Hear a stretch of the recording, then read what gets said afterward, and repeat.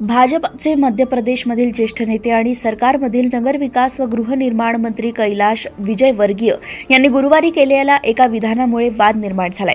त्यांनी लोकसभेचे विरोधी पक्षनेते राहुल गांधी यांचे नाव न घेता त्यांच्यावर एक आक्षेपार्ह विधान केलंय।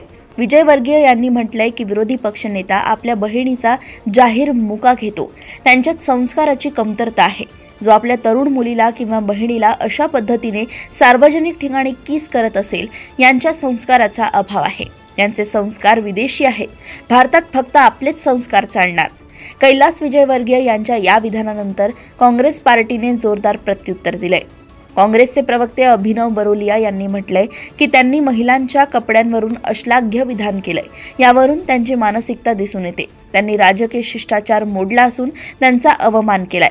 त्यांना राहुल गांधी आणि प्रियंका गांधी यांची लोकप्रियता रुचलेली दिसत नाही, असं देखील ते म्हणाले आहे।